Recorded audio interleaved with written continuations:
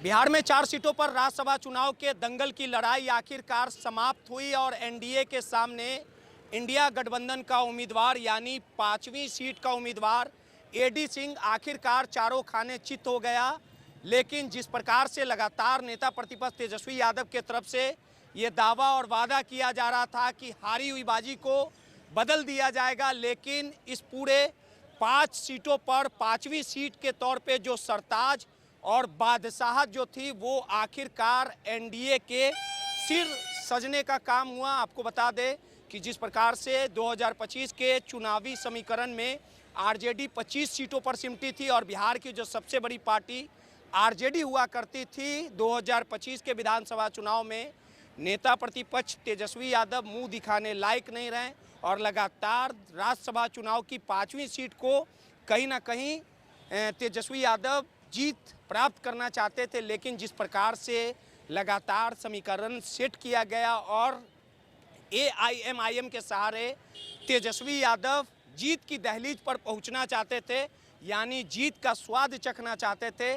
लेकिन आपको भी पता होगा कि 2025 के विधानसभा चुनाव में जिस एआईएमआईएम यानी ओवैसी की पार्टी को नेता प्रतिपक्ष तेजस्वी यादव भाव नहीं दे रहे थे, लगातार राबड़ी आवास का भ्रमण ओवैसी के तमाम जो विधायक लगा रहे थे और आखिरकार एक दौर ऐसा भी आया जब राज्यसभा में जीतने के लिए एआईएमआईएम का सहारा तेजस्वी को लेना पड़ा और तेजस्वी ने 6 विधायकों का समर्थन यानी 6 विधायकों का वोट चाहिए था।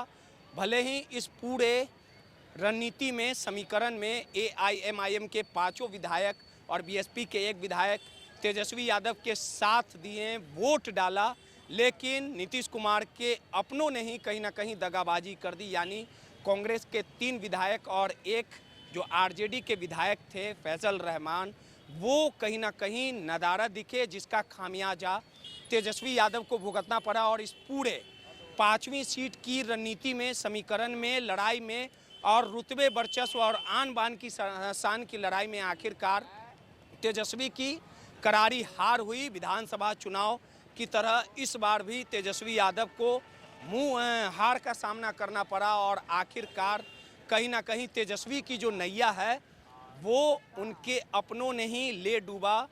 एनडीए जीत की दहलीज पर है, बस सार्वजनिक घोषणा बाकी है। यानी विधानसभा चुनाव जैसा हाल राज्यसभा चुनाव के 5वीं सीट पर भी तेजस्वी को वैसा ही देखना पड़ा। तेजस्वी लगातार 5वीं सीट को जीतने के लिए सपने बुन रहे थे, रणनीति तैयार कर रहे थे, लेकिन एनडीए के आगे आखिरकार उनकी एक ना चली और बस सार्वजनिक घोषणा बाकी है। यानी फिर से एनडीए की बादशाहत कायम रही। सहयोगी राहुल के साथ रोहित, माईपीडीएस समाचार, पटना।